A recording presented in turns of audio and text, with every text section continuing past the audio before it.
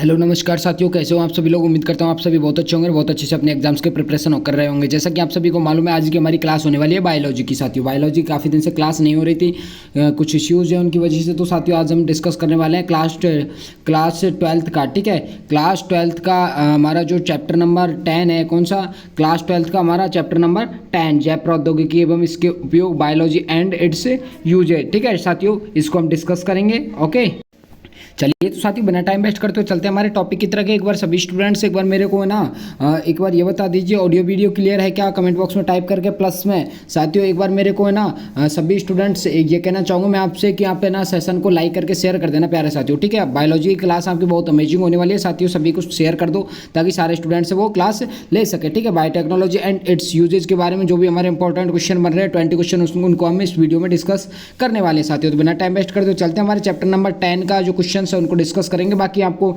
9 chapter तक important question मैंने बताई दिए। आपका नेक्स्ट चैप्टर होने वाला वो होने वाला 10। इसमें सबसे फर्स्ट क्वेश्चन है, निम्नलिखित में से प्लाज्मिड कौन है, बताओ भाई कौन है। बाम, HI या फिर इको RI, PBR 322 या फिर हिंद थर्ड, कौन है भाई इनमें से प्लाज्मिड। आपको बताना है इनमें से प्लाज्मिड कौन है, जो आपको 4 ऑप्शन दिए रखे हैं साथियों। ठीक है, प्लाज्मिड का मतलब होता है वाहक। ठीक है, वाहक जीवाणु कौन है भाई, वाहक जीवाणु कौन है प्लाज्मिड, बताओ भाई कौन है, जिसमें अतिरिक्त वृत्ताकार DNA होता है। तो राइट आंसर, वेरी गुड। जो भी स्टूडेंट यहाँ पे सी लगा रहे हैं ना भाई, PBR 322 उनका करेक्ट आंसर होगा।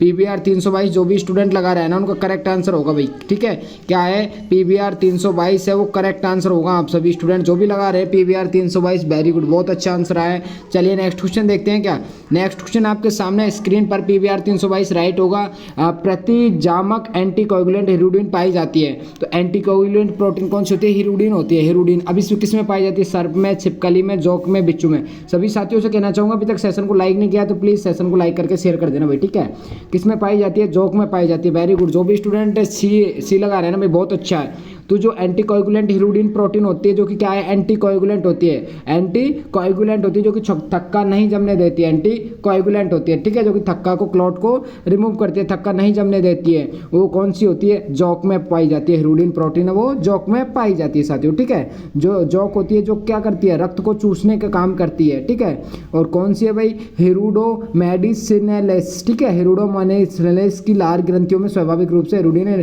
पेप्टाइड पाया जाता है। ठीक है, जिसमें रक्त थक्काणुरोधी गुण पाए जाते हैं। चलिए जोंक आपका करेक्ट आंसर होगा। नेक्स्ट क्वेश्चन देखते हैं आपका स्क्रीन पर क्या होने वाला है। नेक्स्ट क्वेश्चन साथियों देखिए, पौधों में पितृणनाशी प्रतिरोधक जीन होता है, पितृणनाशी प्रतिरोधक जीन होता है वो कौन सा होता है, बताओ भाई। पौधों में पितृणनाशी मतलब कीटनाशी जीन कौन सा होता है, बहुत इंपॉर्टेंट क्वेश्चन है। कीटनाशी जीन होता है, मैं प्रीवियस में आपको क्वेश्चन करवा चुका हूं। तो बैसिलस थोरेंजिस। ठीक है, बैसिलस थोरेंजिएंसिस करेक्ट आंसर होगा आपका। जो भी स्टूडेंट डी लगा रहे हैं करेक्ट कर लेना, आंसर होगा ऑप्शन नंबर सी, क्योंकि कीटनाशी गुण के बारे में यहाँ पे पूछा गया है। यहाँ पे शाकनाशी खरपतवार को नष्ट करने के लिए नहीं पूछा गया है। देखिए राइट आंसर होगा यहाँ पे पितृणनाशी यानी कीटनाशी। अगर आपसे पूछता है प्रतिरोधक जीन कौन सा है तो बैसिलस थोरेंजिएंसिस। अगर आपसे क्वेश्चन पूछ लिया जाए शाकनाशी, तो शाकनाशी कौन सा होगा आपका। अगर आपसे शाकनाशी क्वेश्चन पूछ लिया जाए तो शाकनाशी प्रतिरोधक जीन कौन सा होगा, लाडलो GST होगा, GST होगा। ठीक है, कौन सा होगा, GST होगा।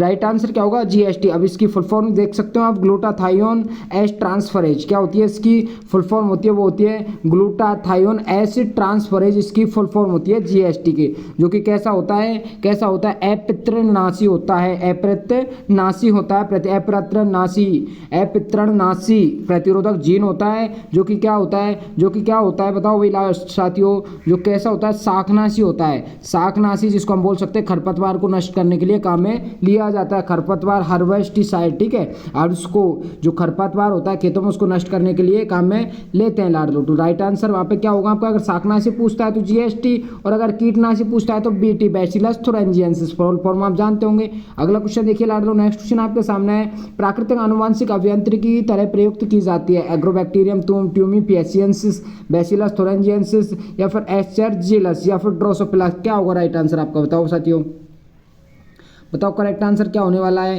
क्या की जाती है भाई, प्राकृतिक आनुवांशिक अभियांत्रिकी की तरह प्रयुक्त की जाती है, वो क्या की जाती है लाडलो, राइट आंसर बताओ क्या होगा आपका करेक्ट आंसर। करेक्ट आंसर बताओ। तो राइट आंसर होने वाला है यहाँ पे साथियों ऑप्शन नंबर डी होता है, ड्रोसोफिला। ठीक है, देखिए किसकी बात कर रहा है, प्राकृतिक आनुवंशिक अभियांत्रिकी की यहाँ पे बात हो रही है। प्राकृतिक आनुवंशिक अभियांत्रिकी की तरह प्रयुक्त की जाती है, वो कौन की जाती है, ड्रोसोफिला की जाती है साथियों। ठीक है, ड्रोसोफिला की जाती है। ड्रोसोफिला प्राकृतिक आनुवंशिक अभियांत्रिकी की तरह प्रयोग की जाती है। ठीक है, ध्यान रखना, प्राकृतिक आनुवंशिक अभियांत्रिकी की तरह प्रयोग में की जाती है, वो कौन की जाती है, ड्रोसोफिला की जाती है लाडलो। चलिए अगला क्वेश्चन चलते हैं क्या। अगला क्वेश्चन देखिए आपका नेक्स्ट क्वेश्चन आपके सामने अधिक विस्तृत रूप से प्रयुक्त जैविक हथियार है। अधिक विस्तृत रूप से जो अधिक यानी कि सबसे ज़्यादा जो प्रेजेंट में यूज ले रहे हैं जैविक हथियार, वो कौन सा है साथियों, बैसिलस एंथ्रेंसिस सबसे पहले काम में लिया गया था। ठीक है, बैसिलस एंथ्रेंसिस है वो सबसे पहले काम में लिया गया था लाडो। लेकिन यहाँ पे क्या पूछा गया है, सबसे अधिक विस्तृत। अब प्रेजेंट टाइम का अगर देखा जाए तो कौन सा जैविक हथियार अधिक विस्तृत रूप से प्रयोग हो रहा है, तो वो हो रहा है बायो इंसेक्टिसाइडल पौधे। ठीक है, बायो इंसेक्टिसाइडल पौधे वो सबसे ज़्यादा यूज हो रहे हैं। इंसेक्टिसाइडल मतलब होता है इंसेक्ट्स को किल करने वाले। ठीक है, इंसेक्ट को किल करने वाले होते हैं। बायो इंसेक्टिसाइडल का मतलब होता है किल करना। साइडल का अर्थ क्या होता है, साइडल का अर्थ होता है किल करना। ठीक है, किल करने वाले पौधे होते हैं साइडल, बायो इंसेक्टिसाइडल, इंसेक्ट्स को किल करने वाले। ठीक है, चलिए तो बायो इंसेक्ट्स को किल करने वाले होते हैं वो कौन से होते हैं, बायो इंसेक्टिसाइडल पौधे, जो कि अभी प्रेजेंट रूप में सबसे ज़्यादा प्रयुक्त किए जा रहे हैं। अगर आपको यहाँ पे पूछा जाता है सबसे पहले बायो इंसेक्टिसाइडल कौन सा प्रयोग किया गया है, सबसे घातक कौन सा है, तो ये बैसिलस एंथ्रेंसिस आपको करेक्ट आंसर करना होता था। ठीक है, लेकिन यहाँ पर राइट आंसर होगा बायो इंसेक्टिसाइडल। अगर ये क्वेश्चन आता है सबसे पहले जो जैविक हथियार प्रयोग में लिया था वो बैसिलस एंथ्रेंसिस था। ठीक है, सबसे पहले प्रयोग में लिया था, जो कि सबसे घातक भी होता है। ठीक है, ध्यान रखना लाडलो। ठीक है, अगला क्वेश्चन चलते हैं आपके नेक्स्ट क्वेश्चन की तरफ।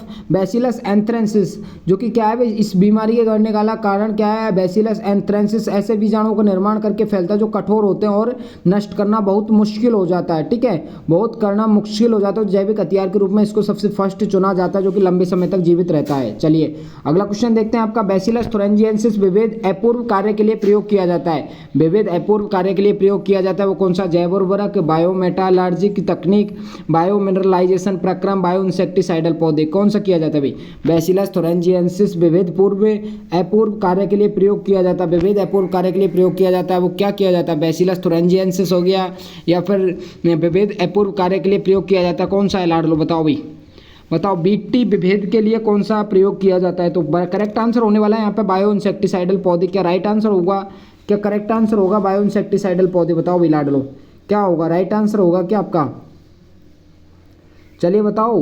बायो इंसेक्टिसाइडल पौधे क्या लगा रहे हो, राइट आंसर क्या होगा आपका यहाँ पे साथियों, राइट आंसर क्या होने वाला है लाडलो यहाँ पे बताओ।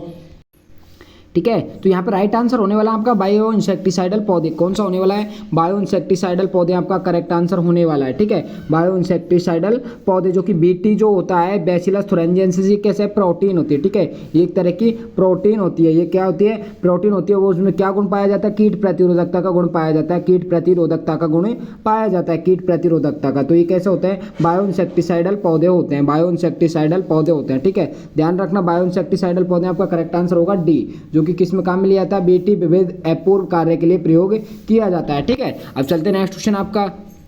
अब नेक्स्ट क्वेश्चन चलते हैं आपका। नेक्स्ट क्वेश्चन क्या होने वाला वो देखिए साथियों, इसमें तो डी ऑप्शन है वो राइट हो गए आपका। नेक्स्ट क्वेश्चन है, वंशाणु दोष एडिनोसिन डीएमिनेज एडीए की कमी का स्थायी उपचार किया जाता है, बताओ भाई। वंशाणुगत जो रोग होता है एडीएनए, ठीक है, एडीए की कमी, एडीए का मतलब क्या होता है, एडिनोसिन डीएमिनेज की कमी का स्थायी उपचार किया जाता है। एंजाइम प्रतिस्थापन चिकित्सा द्वारा किया जाता है, या फिर आनुवंशिक अभियांत्रिकी लसुकाणु का साम्यक प्रवेश द्वारा, अस्थि मज्जा को कोशिकाओं को आरंभीय भ्रूण प्रवेश में एडिनोसिन डीएमिनेज का सक्रियक देगा, किसके द्वारा किया जाता है, बताओ भाई, किसके द्वारा किया जाता है। वंशाणुगत दोष एडिनोसिन डीएमिनेज की कमी का स्थायी उपचार किया जाता है, किसके द्वारा किया जाता है, बताओ भाई। वेरी गुड, जो भी स्टूडेंट यहाँ पर राइट आंसर लगा रहा है ना, सी करेक्ट आंसर होगा भाई। जो भी स्टूडेंट सी लगा रहा है करेक्ट आंसर होगा। अस्थि मज्जाओं को कोशिकाओं को आरंभीय भ्रूणीय अवस्था में प्रवेश कराकर, क्या करवाता है, आरंभीय भ्रूणीय अवस्था में प्रवेश करवाकर। ठीक है, यहाँ राइट आंसर होने वाला है आपका ऑप्शन नंबर सी। जो भी स्टूडेंट सी लगा रहा है उनका करेक्ट आंसर होगा अस्थि मज्जा को कोशिकाओं को आरंभिकीय भ्रूणीय अवस्था में प्रवेश कराकर। इसमें क्या जाता है, इसमें जो रोगी होता है उसके रक्त से लसीकाणु को निकालकर शरीर से बाहर क्या कराया जाता है, संवर्धन कराया जाता है। ठीक है, संवर्धन कराया जाता है शरीर के बाहर, और एवं कार्यात्मक एडीए एवं cDNA रेट्रोवैक्टर का क्या किया जाता है, लसीकाणु में रूपांतरित किया जाता है साथियों। ठीक है, भ्रूणीय अवस्था में प्रवेश किया जाता है, भ्रूणीय अवस्था में प्रवेश कराया जाता है। राइट आंसर होगा आपका option number C. Next question चलते हैं, आपका क्या होने वाला है, बीटी टॉक्सिन के बारे में सच क्या है भाई बताओ। बीटी टॉक्सिन क्या काम करता है, बैसिलस के अंदर एंटीटॉक्सिन होता है, या फिर निष्क्रिय प्रोटोटॉक्सिन की आंत के कीट के आंत में सक्रिय होता है, या फिर बीटी प्रोटीन टॉक्सिन बैसिलस में सक्रिय रहता है। क्या होगा राइट आंसर आपका, सक्रिय टॉक्सिन पीड़क के अंडाशय में जाकर प्रजनन में बाधा डालता है। क्या होगा करेक्ट आंसर, बीटी टॉक्सिन के बारे में सच क्या है। साथियों राइट आंसर क्या होने वाला है आपका, बीटी टॉक्सिन के बारे में सच क्या है बताओ भाई। ये किस में पाया जाता है, सक्रिय होता है वो आंत में होता है। निष्क्रिय प्रोटोटॉक्सिन होता है जो कि कीट के आंत में सक्रिय हो जाता है। ठीक है, ये निष्क्रिय होता है। बैसिलस thuringiensis कैसा होता है, निष्क्रिय प्रोटोटॉक्सिन होता है, लेकिन ये कीट के आंत में जाते ही क्या हो जाता है, सक्रिय हो जाता है। इसलिए आपका ऑप्शन नंबर बी है वो राइट होगा। नेक्स्ट क्वेश्चन चलते हैं साथियों। क्लास कैसी लग रही है एक बार मेरे को कमेंट बॉक्स में सभी स्टूडेंट टाइप करके बता देंगे भाई। क्लास अच्छी चल रही हो तो साथियों एक बार कमेंट बॉक्स में जरूर बता देना मेरे को। ठीक है, बाकी नेक्स्ट क्वेश्चन की तरफ चलते हैं। मोस्टली स्टूडेंट करेक्ट आंसर लगा रहे हैं। ट्रांसजेनिक पौधे वे हैं जो बाह्य संकरण के बाद कृत्रिम माध्यम में वृद्धि करते हैं, कृत्रिम माध्यम में कायिक भ्रूण से उत्पन्न होते हैं, बाहरी डीएनए को कोशिकाओं में प्रवेश कराकर तथा उस कोशिकाओं में नया पौधा बनाते हैं, या फिर जीव द्रव्य के युग्म के पश्चात कृत्रिम माध्यम उत्पन्न करते हैं। क्या होगा करेक्ट आंसर, राइट आंसर क्या होने वाला है साथियों आपका बताओ भाई। ट्रांसजेनिक पौधे कैसे होते हैं, ट्रांसजेनिक पौधे कैसे होते हैं, राइट आंसर लगाओ। इसमें बहुत सिंपल क्वेश्चन है, किसी कोशिका में विदेशी डीएनए डालकर तथा उस कोशिका से पौधे को पुनर्जीवित करके बनाया जाना भाई। ठीक है, बाहरी डीएनए को कोशिकाओं में प्रवेश कराकर, किसी कोशिकाओं में विदेशी डीएनए डालकर, यानी कि बाहरी डीएनए को किसी कोशिकाओं में प्रवेश कराकर उस कोशिकाओं से नया पौधा बनाते हैं।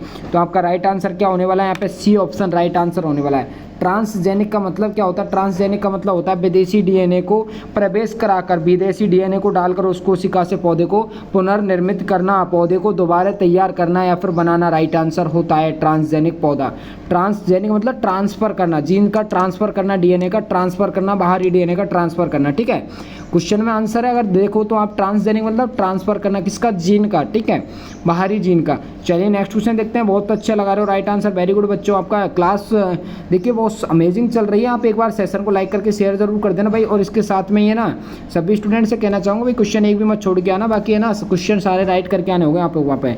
बिना व्यवस्थित अनुमोदन एवं क्षतिपूर्वक भुगतान के जैव संसाधनों का उपयोग कहलाता है। बिना व्यवस्थित अनुमोदन एवं क्षतिपूर्वक भुगतान के बताओ जैव संसाधनों का उपयोग कहलाता है। क्या कहलाता है, क्या कहलाता है, बिना व्यवस्थित अनुमोदन एवं क्षतिपूर्वक भुगतान के जैव संसाधनों का उपयोग कहलाता है। क्या कहलाता है साथियों। 10वें में राइट आंसर क्या होने वाला है आपका, 10वें क्वेश्चन में राइट आंसर, वेरी गुड। जो भी स्टूडेंट बायोपायरेसी लगा रहा है ना, option number B correct answer होगा भाई। जो भी स्टूडेंट बी लगा रहा है ना, बायोपायरेसी, करेक्ट आंसर होगा। बिना व्यवस्थित अनुमोदन और क्षतिपूर्वक भुगतान के जैव संसाधनों का उपयोग कहलाता है। क्या कहलाता है, बायोपायरेसी कहलाता है। अनुमोदन, बिना व्यवस्थित अनुमोदन और क्षतिपूर्वक भुगतान जैव संसाधनों का उपयोग करना। Right answer option number B होगा साथियों। बहुत इंपॉर्टेंट क्वेश्चन है, ध्यान रखना। नेक्स्ट क्वेश्चन देखें, हाल ही में डाक द्वारा विभिन्न स्थानों तक भेजा गया रोग कारक है, तो वो कौन सा है, एंथ्रेक्स। जो भी स्टूडेंट सी लगा रहे हैं ना भाई, देखना बहुत इंपॉर्टेंट क्वेश्चन आपके भाई के द्वारा बताए जा रहे हैं। अगर आप इसी प्रकार के इंपॉर्टेंट एमसीक्यू क्वेश्चन लेकर आपकी 4 से 5 दिनों में, अंतिम 4 से 5 दिनों में अच्छी रणनीति तैयार करना चाहते हो साथियों, तो कर लेना साथियों। ठीक है, आपको लेनी कैसे होगी, क्वेश्चन बैंक बहुत शानदार क्वेश्चन बैंक के साथियों। 7877677460 पर व्हाट्सअप मैसेज करके आप ये क्वेश्चन बैंक प्राप्त कर लेना साथियों। ठीक है, 7877677460 पे मैसेज करके आप क्वेश्चन बैंक प्राप्त कर लेना। बहुत अमेजिंग क्वेश्चन बैंक रखिए साथियों। आप डेमो भी देख सकते हो, आपको जरूर नहीं लो, आप डेमो भी देख सकते हो। डेमो अगर आपको अच्छा लगता है कि है क्वेश्चन बैंक में दम, तो आप नेक्स्ट ले लेना साथियों। बहुत शानदार है, करीबन 200 बच्चों ने ऑर्डर कर लिया। अभी आपने नहीं लिया तो ले लेना। तो विभिन्न स्थानों तक भेजा गया रोग कारक कौन सा है भाई, एंथ्रेक्स। एंथ्रेक्स है, ठीक है, एंथ्रेक्स है, जो कि सबसे घातक जैविक कारक होता है, सबसे घातक जैविक कारक होता है। अगला क्वेश्चन देखते हैं, किन कोशिकाओं द्वारा इंसुलिन उत्पादित किया जाता है? तो बहुत सिंपल है सर, इंसुलिन उत्पादित किया जाता है वो किसके द्वारा किया जाता है? पैनक्रियाज के द्वारा किया जाता है, पैनक्रियाज के द्वारा किया जाता है। अब पैनक्रियाज के द्वारा किया जाता है, बताओ भाई, पैनक्रियाज के द्वारा किया जाता है तो कौन सी कोशिकाओं के द्वारा किया जाता है? बीटा कोशिकाओं के द्वारा, अग्नाशय की बीटा कोशिकाओं के द्वारा किया जाता है इंसुलिन स्रावित। ऑप्शन नंबर ए जो भी स्टूडेंट लगा रहा है बहुत अच्छा आंसर लगाया। अब सर बात आती है ये बीटा कोशिकाओं के द्वारा किया जाता है, लेकिन ये काम क्या आता है? तो ये जो हमारी बॉडी में ग्लूकोज होता है ना, ग्लूकोज को क्या मेटाबॉलिज्म करने का काम करता है। जब भी तो कहते हैं अगर इंसुलिन की कमी पड़ जाती है तो क्या हो जाता है? ग्लूकोज लेवल बढ़ जाता है। और जब ब्लड में ग्लूकोज लेवल बढ़ जाएगा तो ब्लड गाढ़ा हो जाएगा, पेशेंट कैसा हो जाएगा? डायबिटीज़ का मरीज हो जाएगा, क्योंकि उसको इंसुलिन ही नहीं मिल पा रहा है। तो जो भी हम ग्लूकोज ले रहे हैं वो क्या है? डाइजेस्ट ही नहीं हो रहा है। तो भाई क्या होगा? जब डाइजेस्ट ही नहीं हो रहा है तो क्या बढ़ेगा? वो तो ग्लूकोज श्योर है। अब ग्लूकोज बढ़ेगा तो डायबिटीज़ का पेशेंट होगा, रक्त गाढ़ा होगा, रक्त गाढ़ा होगा तो क्या होगा? थक्का भी बन सकता है, क्लॉट भी बन सकता है और आखिरकार में हार्ट अटैक भी आ सकता है। यही रीजन होता है। ऑप्शन नंबर ए राइट होगा, अग्नाशय की बीटा कोशिकाओं के द्वारा, पैनक्रियाज, ध्यान रखना इंग्लिश में भी। नेक्स्ट क्वेश्चन देखते हैं साथियों, संकरण की पहचान किसके द्वारा की जाती है? संकरण की पहचान किसके द्वारा की जाती है? पीसीआर के द्वारा, ऑटो रेडियोग्राफी के द्वारा, एलिसा परीक्षण के द्वारा, इलेक्ट्रोफोरेसिस के द्वारा। संकरण की पहचान किसके द्वारा की जाती है साथियों? बताओ किसके द्वारा की जाती है संकरण की पहचान? बताओ लाडलो, राइट आंसर बताओ आपका क्या होगा? संकरण की पहचान किसके द्वारा की जाती है? Very good very good. जो भी स्टूडेंट यहाँ पे ऑप्शन नंबर कौन सा लगा रहा है? बी लगा रहा है ना, ऑटो रेडियोग्राफी, बहुत अच्छा आंसर लगाया है। किसके द्वारा की जाती है? ऑटो रेडियोग्राफी के द्वारा की जाती है संकरण की। ठीक है, संकरण की यहाँ पे बात हो रही है। यहाँ पे अगर संक्रमण की बात पूछता ना, संक्रमण, ठीक है, संक्रमण, इन्फेक्शन की जांच किसके द्वारा की जाती है? तो वो एलिसा परीक्षण हम कर सकते हैं। ठीक है, टेस्ट, एलिसा टेस्ट हम करते थे। ठीक है, एलिसा टेस्ट कर सकते थे, लेकिन यहाँ पे संकरण की बात हो रही है, ना कि संक्रमण। ध्यान रखना, संक्रमण और संकरण दोनों एक जैसे कंफ्यूज कर देंगे आपको। संक्रमण की अगर बात करता है तो आप एलिसा परीक्षण सही करोगे, लेकिन यहाँ पे संकरण की बात हो रही है, तो संकरण की बात हो रही है तो आपका राइट आंसर होगा ऑटो रेडियोग्राफी। बी ऑप्शन आपका करेक्ट होने वाला है लाडलो। ठीक है, चलते नेक्स्ट क्वेश्चन देखिए। आपका नेक्स्ट क्वेश्चन क्या होने वाला है? बीटी टॉक्सिन है। मैं आपको एक क्वेश्चन कितनी बार बता चुका हूँ, देखिए बताओ भाई, बीटी टॉक्सिन क्या है? अंतःकोशिकीय लिपिड है, अंतःकोशिकीय क्रिस्टलीय प्रोटीन है, बाह्य कोशिकीय क्रिस्टलित प्रोटीन है, लिपिड है, क्या है बीटी टॉक्सिन? Very good. जो भी स्टूडेंट यहाँ पे सी लगा रहे हैं, मैं बहुत बार क्वेश्चन बता चुका हूँ, क्या है भाई? बाह्य कोशिकीय क्रिस्टलित प्रोटीन है, बीटी टॉक्सिन है। बैसिलस थुरिनजिensis क्या है? बाह्य कोशिकीय क्रिस्टलित प्रोटीन है। आपका ऑप्शन नंबर सी है यहाँ पर राइट आंसर होने वाला है। ठीक है, सही कर लेना। जो भी स्टूडेंट यहाँ पे डी लगा रहे हैं ना भाई, सही कर लेना। मैं कितनी बार ये क्वेश्चन बता चुका हूँ आपको। ठीक है, करेक्शन कर लेना। जिन स्टूडेंट्स ने क्वेश्चन बैंक ले लिया है वो भी इसमें करेक्शन कर लेना भाई। ठीक है, क्योंकि टाइपिंग मिस्टेक्स हो जाती है, बाकी मैं बताता हूँ आपको, बिल्कुल करेक्ट बताता हूँ। ठीक है, क्वेश्चन करवाए जाते हैं, बिल्कुल करेक्ट करवाए जाते हैं, कुछ मिस्टेक्स है वो हो जाती है टाइपिंग। ठीक है, चलिए, बाह्य कोशिकीय क्रिस्टलित प्रोटीन आपका करेक्ट आंसर होगा बीटी। बैसिलस थुरिनजिensis क्या होता है? एक विष होता है, एक कीट होता है। ठीक है, जो कि क्या काम करता है भाई? क्या करता है? कीट प्रतिरोधी होता है। कीट प्रतिरोधी फसलों में क्या काम करता है? कीट प्रतिरोधी का काम करता है। आपका ऑप्शन नंबर सी है, ध्यान रखना, आ सकता है क्वेश्चन। बीटी टॉक्सिन कैसा है भाई? कीट प्रतिरोधी है, कीट प्रतिरोधी है। साथियों, आपके भाई के द्वारा जो क्वेश्चन आपको बताया जा रहा है बहुत शानदार क्वेश्चन है। चलिए नेक्स्ट क्वेश्चन देखते हैं आपके। नेक्स्ट क्वेश्चन देखिए, गोल्डन राइस भविष्य की पार्जिनी फसल है, इसमें क्या निम्नलिखित में से लक्षण है? बताओ भाई। गोल्डन राइस भविष्य की पार्जिनी फसल है, क्यों है भाई? क्यों बोला है इसको पार्जिनी फसल? बताओ भाई, क्यों बोला है इसको पार्जिनी फसल? बताओ, राइट आंसर क्या होगा आपका?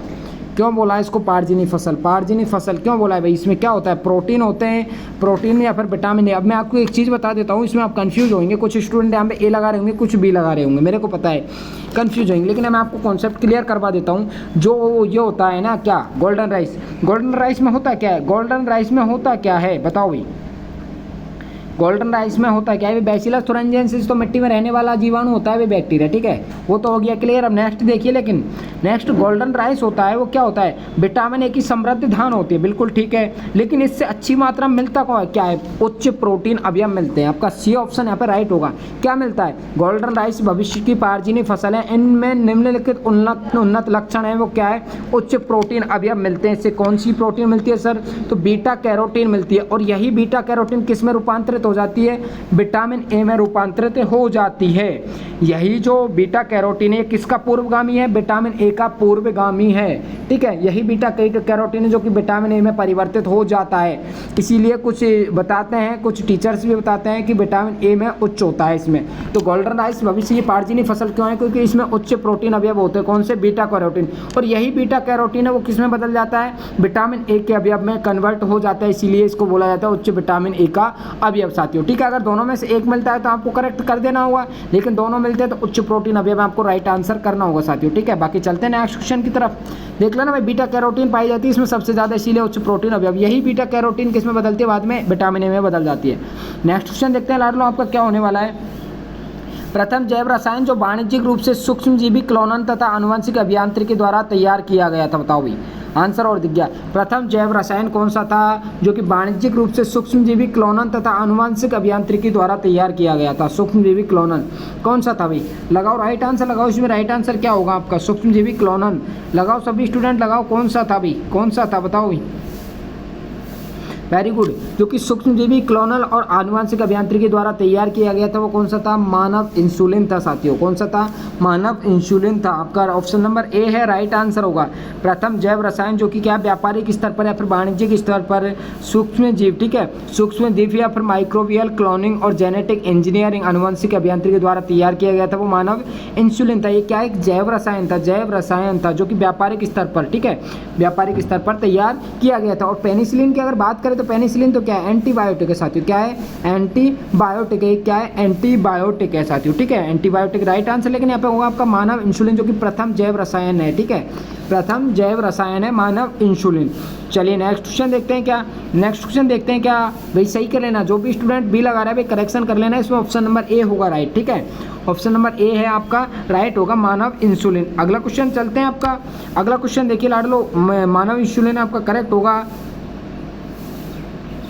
चलिए और इकोलाई का व्यावसायिक उत्पादन जेनेटिकली इंजीनियर्ड मानव इंसुलिन के लिए किया जाता है। इकोलाई की अगर बात करें तो इस्चीरिया कोलाई की, ठीक है, वह तकनीक जिसके द्वारा उत्तराधिकार संबंधी मामलों को सुलझाया जाता है। उत्तराधिकार, जिसमें उत्तराधिकार नाम ही क्या आ रहा है यार, उत्तराधिकार आ रहा है, उत्तराधिकार के द्वारा बताओ भाई, पॉलीमरेज श्रृंखला अभिक्रिया, डीएनए अंगुली छाप या फिर इनमें से कोई नहीं। अब आपको पता है, सब स्टूडेंट करेक्ट लगा रहेंगे, मेरे पता है डीएनए अंगुली छाप, डीएनए फिंगरप्रिंटिंग नाम तो पता होगा भाई। वह तकनीक जिसके द्वारा उत्तराधिकार संबंधी मामले, मतलब उत्तराधिकार जिसको अधिकार है, यानी कि ये क्या है, मेरा बच्चा है, अब मेरा बच्चा है तो इसका अधिकार है मेरा, ठीक है, इस पर मेरा अधिकार है। अब अधिकार है तो हम चेक कैसे करेंगे भाई, तो इसका मामला है, कोई एक तो कह रहा है कि मेरा है, ठीक है, कोई भी बेबी है, ठीक है, जिसकी बर्थ हुई हॉस्पिटल में, अब वो क्या है, एक दूसरे से एक्सचेंज हो गए, लेकिन उसका पता कैसे चलाएंगे, उत्तराधिकार मामला हो गया। उत्तराधिकार वो बोल रहा है कि मेरा बच्चा है, ये बोल रहा है मेरा है, ठीक है, पता किसी को नहीं है, तो हम कैसे सुलझाएंगे इस मामले को, डीएनए अंगुली छाप के द्वारा, ठीक है। तो हम डीएनए फिंगरप्रिंटिंग,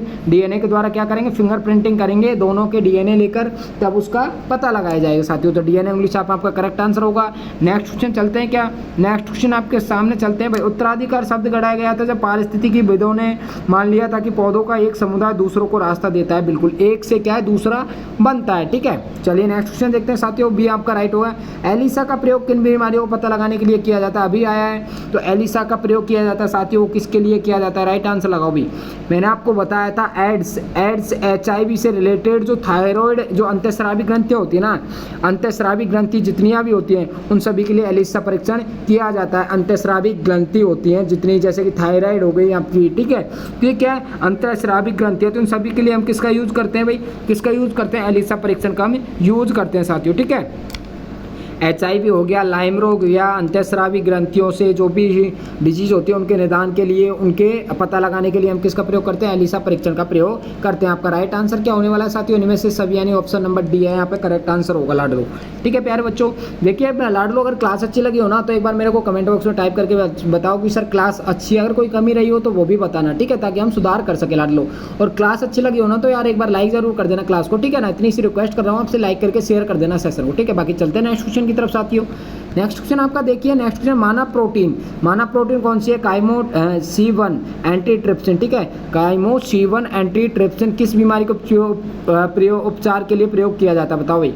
मानव प्रोटीन है, C1 एंटीट्रिप्सिन किस बीमारी के उपचार के लिए प्रयोग किया जाता है, किस बीमारी के उपचार के लिए प्रयोग किया जाता है, हैजा, चेचक, एम्फीसीमा। अब मैंने आपको बताया था एंटीट्रिप्सिन है वो फेफड़ों से रिलेटेड, ये क्वेश्चन मैं करवा चुका हूँ आपको, अगर आपको ध्यान हो तो मैं ये क्वेश्चन प्रीवियस में करवा चुका हूँ, बताओ भाई किसके काम में लिया जाता है, बताओ, फेफड़ों की क्षति को धीमा करने में मदद करता है। Very good. जो भी स्टूडेंट यहाँ पे सी लगा रहा है ना भाई, देखिए आपके भाई ने आपको ऐसे क्वेश्चन प्रोवाइड कराए हैं, कसम से मैं सही बता रहा हूँ ना, अगर आप इनको अच्छे से रीड करते हो ना तो आप अच्छे मार्क्स है ना आराम से अच्छे मार्क्स आप 20 में से 20, बायो में, फिजिक्स, केमिस्ट्री में। आपको अगर ट्रस्ट नहीं हो रहा है ना तो मैं एक चीज़ और सबसे कहना चाहूँगा कि जो भी स्टूडेंट हमारे इस चैनल से स्टडी कर रहा है ना, प्लीज़ आप जब एग्जाम देने जाओ ना तो क्वेश्चन का जरूर ध्यान रखना। और मेरे को ना क्वेश्चन में अगर पेपर में क्वेश्चन फर्स्ट है ना तो मेरे को आप कमेंट बॉक्स में कमेंट करके या फिर हमारे हेल्पलाइन नंबर पर मैसेज करके जरूर बताएंगे। यह मैं आपसे रिक्वेस्ट कर रहा हूँ। कौन कौन स्टूडेंट्स है एक बार मेरे कमेंट बॉक्स में टाइप करके बताओ कमेंट कि हम सर हम बताएंगे आपको, हम 2-4 क्वेश्चन ऐसे लेके आएंगे कि बिल्कुल जो हम बिल्कुल याद रखेंगे सर ये क्वेश्चन आपके से आए थे। 2-4 नहीं, मैं तो कहता हूँ जितने क्वेश्चन आते हैं ना यहाँ से तो बिल्कुल याद रखना कि सर आपका पढ़ाया हुआ ये क्वेश्चन आया है, और आप मेरे को हेल्पलाइन नंबर पे कांटेक्ट करके जरूर बताएंगे मैसेज करके सर बताया आपने जो ही आया था। ठीक है, सभी से मैं रिक्वेस्ट कर रहा हूँ बता के जरूर आना कि सर का पढ़ाया कितना आया भाई। ठीक है, पता तो लगेगा बच्चों को कि सर जो पढ़ा रहे हैं वो कैसा पढ़ा रहे हैं भाई, पता भी तो लगना चाहिए यार। ठीक है, तो एम्फाइसीमा में इसका उपयोग किया जाता है। किसमें किया जाता है? एम्फाइसीमा में इसका उपयोग किया जाता है। बाकी चलते हैं नेक्स्ट क्वेश्चन की तरफ। आपका सी ऑप्शन है वो करेक्ट होगा, सी ऑप्शन है वो आपका करेक्ट होगा। एम्फाइसीमा में क्या होता है साथियों, जो एंटीट्रिप्सिन जो प्रोटीन होती है ना एटीटी, ठीक है, C1 एंटीट्रिप्सिन प्रयोग जो प्रोटीन होती है इसका उपयोग क्या करते हैं, फेफड़ों में प्रोटीन के स्तर को बढ़ा देते हैं। इसका प्रयोग करते हैं तो प्रोटीन का स्तर बढ़ जाता है, तो फेफड़ों की जो क्षति हो जाती है जिस क्या है डैमेज होने लग जाते हैं तो क्या है धीमा हो जाता है। ठीक है, यह लीवर की क्षति को भी रोक नहीं सकता है। ठीक है, लीवर की क्षति को नहीं रोक सकता है, ओनली फॉर फेफड़ों की क्षति को क्षतिग्रस्त नहीं होने देता, उसको रोक देता है क्षति को। ठीक है, तो फेफड़ों की सर्जरी या फिर फेफड़ों का प्रत्यारोपण किया जाता है तब इसका प्रयोग किया जाता है फेफड़ों में। ठीक है, जैसे अस्थमा वगैरह हो गया ना, एम्फाइसीमा फेफड़ों की प्रॉब्लम, फेफड़ों की क्षति को रोकता है मोस्टली एंटीट्रिप्सिन, ध्यान रखना साथियों। ठीक है, बाकी चलते हैं नेक्स्ट क्वेश्चन की तरफ। आपका नेक्स्ट क्वेश्चन क्या होने वाला है वो देखिए आप। लाडिए लास्ट एंड फाइनल क्वेश्चन होने वाला है। फसलीय पौधों में विदेशी डीएनए के स्थानांतरण में सामान्यतः प्रयोग में लाया जाता है। किसको लाया जाता है बताओ, किसको लाया जाता है? फसलीय पौधों में विदेशी डीएनए के स्थानांतरण में सामान्यतः प्रयोग में लाया जाता है। ट्राइकोर्मा हार्जी एनम को, मेलाई डोगाइन इंकाटिका को, एग्रोबैक्टीरियम ट्यूमिफिशियंस को, पेनिसिलम एस्पेंसिस को, किसको लाया जाता है बताओ भाई। लगा लो लास्ट क्वेश्चन का आंसर लगा दो भाई कमेंट बॉक्स में। Very good. जो भी स्टूडेंट यहाँ पे सी लगा रहा है ना, एग्रोबैक्टीरियम ट्यूमिफेसियंस, एग्रोबैक्टीरियम ट्यूमिफेसियंस आपका करेक्ट आंसर होगा। फसलीय पौधों में विदेशी डीएनए के स्थानांतरण में सामान्यतः प्रयोग में लाया जाता है, वो लाया जाता है एग्रोबैक्टीरियम ट्यूमिफेसियंस। लाडलो आपका ऑप्शन नंबर सी है ना वो करेक्ट आंसर होगा। ऑप्शन नंबर सी है आपका करेक्ट आंसर होने वाला है, एग्रोबैक्टीरियम ट्यूमिफेसियंस। फसलीय पौधों में विदेशी डीएनए के स्थानांतरण में सामान्यतः प्रयोग में लाया जाता है, वो क्या लाया जाता है, एग्रोबैक्टीरियम ट्यूमिफेसियंस, जो कि फसलीय पौधे होता है विदेशी डीएनए के स्थानांतरण में किया जाता है। लाडलो आपका ऑप्शन नंबर सी है लाडलो। अच्छा ठीक है, चलिए बताइए मेरे को 20 में से आपके कितने क्वेश्चन करेक्ट निकले और इसी के साथ में मेरे को बताएंगे किसी कितने क्वेश्चन स्कोर आपका बैठा है साथियों। और क्लास कैसी लगी एक बार मेरे को कमेंट बॉक्स में टाइप करके बताएंगे। अगर इसी प्रकार के इंपॉर्टेंट एमसीक्यू आप लेना चाहते हो, अंतिम 4 से 5 दिनों में अपनी रणनीति तैयार करना चाहते हो साथियों, तो 7877677460 पे आप मैसेज करके क्वेश्चन बैंक ले लेना साथियों। आपके भाई के द्वारा बहुत शानदार बहुत अमेजिंग क्वेश्चन तैयार किए गए हैं हर चैप्टर से, बहुत इंपॉर्टेंट क्वेश्चन। ठीक है साथियों, अगर लेना चाहते हो आप भी अपने 4-5 दिनों में सिलेक्शन लेना चाहते हो तो देखिए मैं कोई यहाँ पे ना गपशप नहीं मारने आया हूँ साथियों। ठीक है, आप स्टूडेंट का रिव्यू देख सकते हो, बहुत शानदार रहने वाली क्वेश्चन बैंक आप लेके ना कसम से आप ये बाद में सोचोगे कि सर से ले लेते तो बहुत अच्छा रहते। आप बच्चों के रिव्यू देख लेना, बहुत शानदार क्वेश्चन बैंक है। ठीक है, बाकी करते हैं लाइव क्लास को स्टॉप। अभी तक जो भी स्टूडेंट हमारे चैनल के साथ में नहीं जुड़ा हो प्लीज चैनल को सब्सक्राइब कर लेना, बेल आइकन को प्रेस कर लेना और ताकि आगे आने वाले हर वीडियो न्यूज नोटिफिकेशन सबसे पहले आपको मिल सके साथियों। और आपने अभी तक हमारा टेलीग्राम और व्हाट्सएप ग्रुप ज्वाइन नहीं किया तो आपको डिस्क्रिप्शन में लिंक मिल जाएगा, वहाँ से हमारा व्हाट्सएप और टेलीग्राम ग्रुप ज्वाइन कर लेना ताकि सारी इन्फॉर्मेशन लाइव क्लास सूचना शेड्यूल में चेंजेस होती है सारी आपको वहाँ से मिल सके। चलते हैं करते हैं लाइव क्लास को stop. Thank you so much all of you. जय हिंद जय भारत। मिलते हैं आपके नेक्स्ट वीडियो में, तब तक के लिए बने रहना डीबी प्रो एजुकेशन के साथ में साथियों। ठीक है, अभी तक सेशन को लाइक नहीं किया प्लीज़ लाइक करके शेयर कर देना। ठीक है, थैंक यू।